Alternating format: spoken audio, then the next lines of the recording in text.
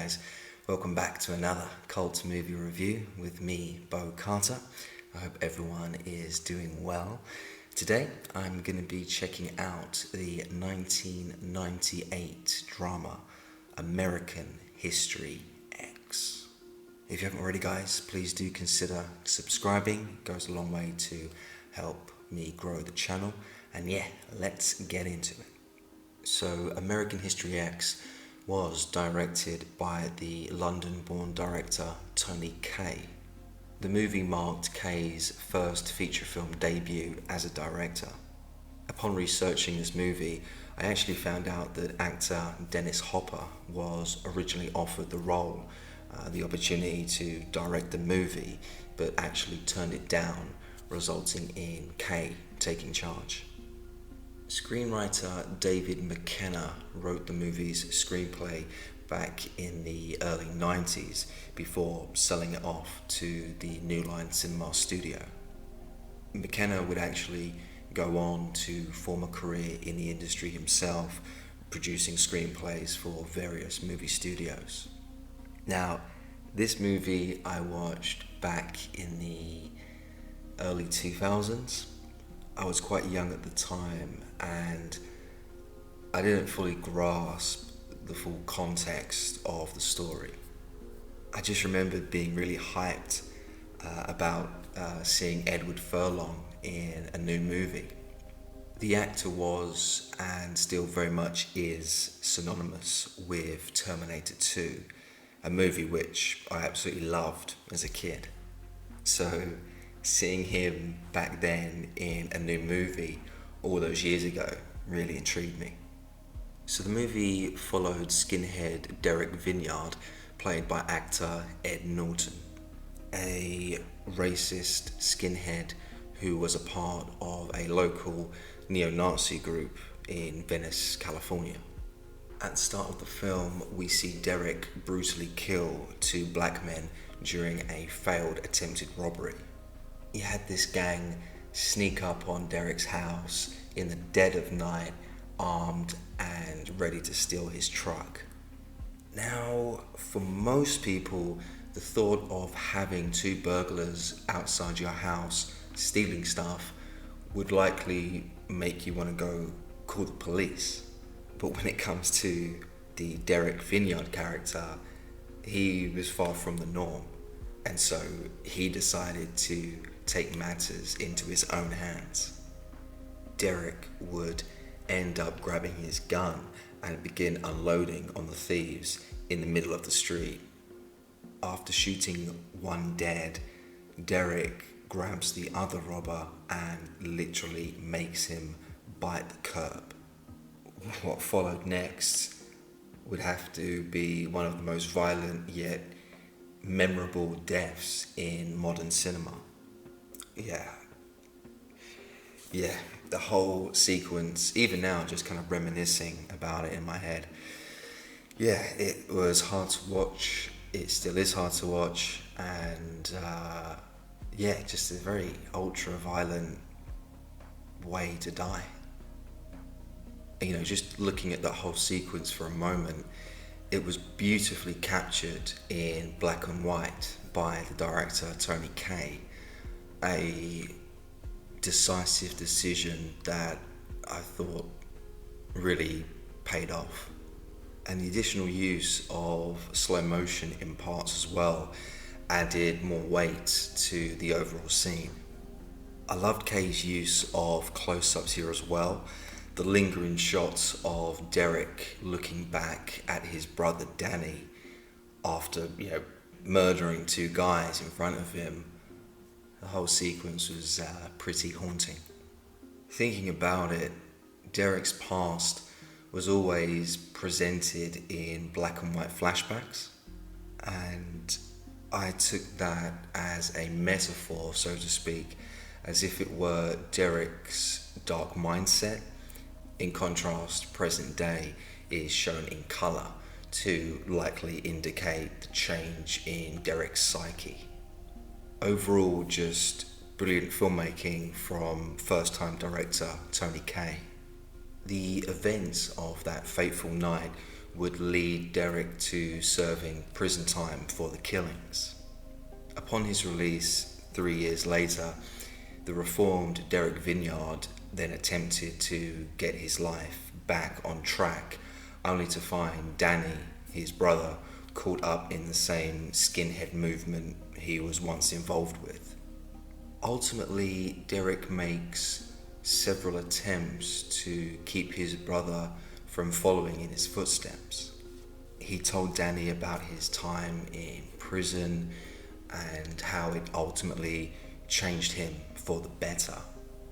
Derek pleads with Danny not to make the same mistakes he did. As a viewer, I was really connected with the brotherly bond both Derek and Danny shared. I actually have a younger brother, so I understood Derek's eagerness to make sure his brother was safe. Now, I'm going to talk about Ed Norton and Edward Furlong individually in a moment, but in terms of their on-screen chemistry together, I thought both actors did a great job. In the midst of the violence and the hatred, there was a genuine love between the two brothers, and the whole thing felt really authentic. Given the movie's strong subject matter, you needed the relationship to have a sense of realism, otherwise it just wouldn't work. So let's talk about Ed Norton here for a moment. The actor delivered an outstanding performance which rightfully earned him an Oscar nomination for Best Actor. The transformation we saw Derek take from racist skinhead to a reformed man was brilliantly executed. Some of Derek's racist monologues were so convincing they were borderline scary. His character was abrasive yet emotionally vulnerable at the same time. The actor also physically transformed his body for the role, going from muscly tattooed skinhead to an average looking guy with his hair grown out. With movies like this and Fight Club, for example, Ed Norton was hitting his peak in the late 90s. I think it's fair to say that Norton's career, his body of work, has declined since the 90s. Still, this performance here in American History X was remarkable and a testament to his dedication as an actor. I have to also shine a light on Edward Furlong for his performance. So the actor, of course, is most famous for his role as John Connor in the 1991 movie Terminator 2: Judgment Day. The film, of course, as many of you know, was a mega success and catapulted Furlong into the mainstream at a very young age. Fast forward to present day, and sadly Furlong hasn't become the big Hollywood actor he was tipped to be all those years ago. His performance in American History X was excellent and far superior to his breakout role in Terminator 2. You know, when I think about American History X, this movie did give an honest depiction of male disillusionment. Besides the racial issues that the movie highlights, I got a strong sense that our main characters were yearning to be a part of something, like a gang, for example. It's like disillusioned youths wanting to join a cause or a movement that was missing in their lives. A sense of belonging, so to speak, and we saw this manifest itself with our characters embracing the white supremacy doctrine. It's a theme that is touched upon, but it really isn't given that much focus. I personally would have preferred the film addressing it more clearly. Nevertheless, it's still an important issue that is still prevalent in Western society today. In Sue dislikes for American History X. My main dislike for the movie would have to be the convoluted messaging it gives. It's like American History X didn't know what it wanted to be exactly. And for me, all of this came down to the ending of the film. So let's get into the ending here for a moment. Danny is tragically shot and killed by a black student in the school bathroom. Now, this wasn't a fight by any stretch of the imagination. This was a cold-blooded murder and a very shocking way to end the movie. We had seen an altercation take place between the two earlier in the film where Danny blew smoke in the guy's face. So I get the embarrassment the guy probably felt, especially having it all take place in school. But, of course, with all that said, there's no justification for murder. So up until the ending, the black student was not an integral part of the film. There was no backstory given to the character.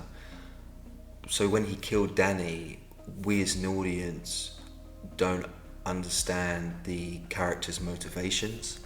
And so, what are we left with?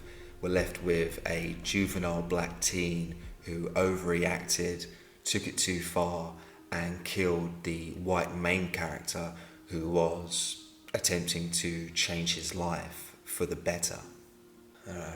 The more I think about it, the more I think that American History X not only portrays whites in a negative way, but also the black community.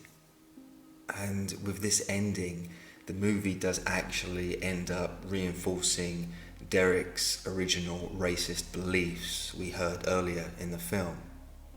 So the movie goes out its way to condemn racism, but ultimately regresses back to negative stereotypes. I don't know, I was a bit confused. I mean, it's like, it's apparently racist to stand up to school bullies, especially if they're African American, because if you do, you might get shot. Is that the message? I don't know. It's like, this is the contrived messaging I just, didn't like. And, don't get me wrong, I wasn't after a happy ending by any means. Having Derek and Danny ride off into the sunset, that would have been silly. But Danny was an important character that we'd been following closely for the past, 2 hours watching the film.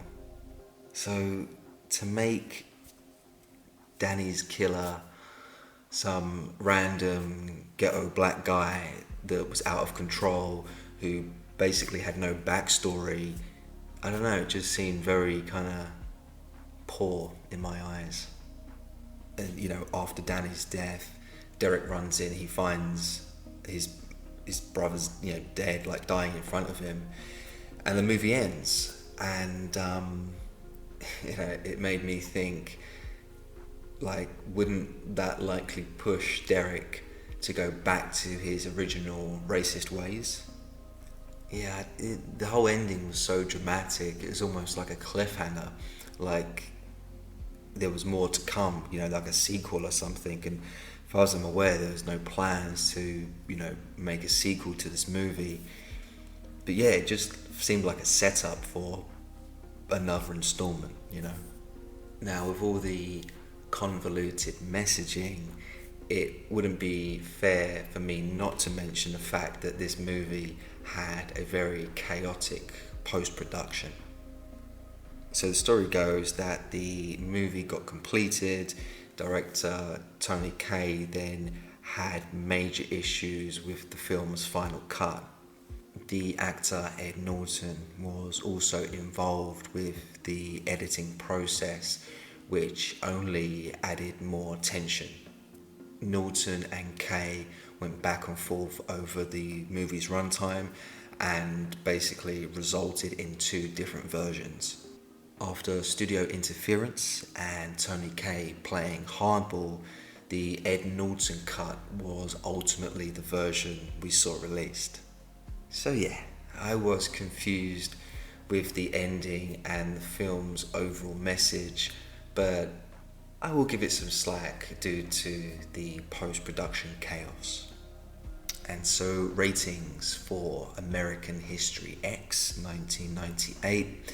I'm going to be rating this movie a strong 7.5 out of 10. American History X, no doubt, is an important movie that sadly just would not be made in today's current movie landscape.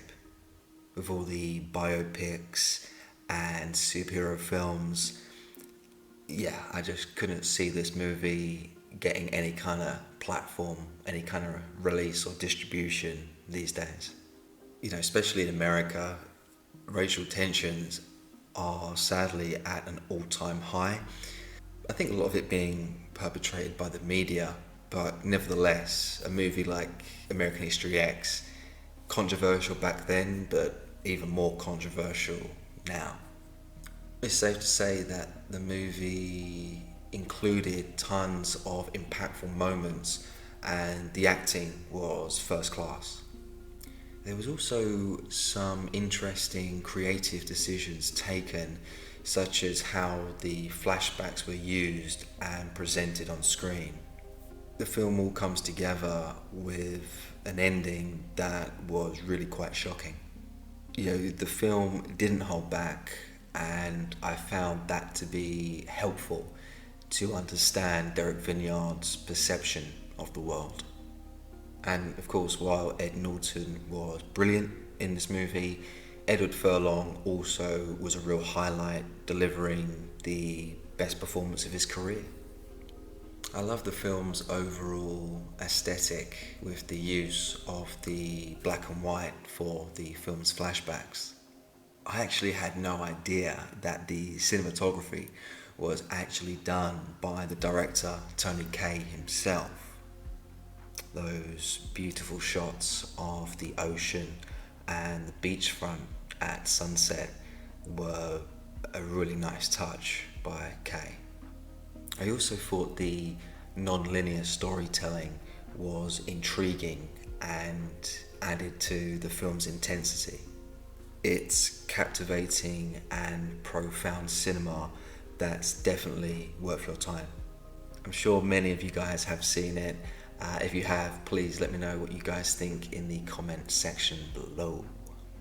Anyways guys, that is all from me today in this video.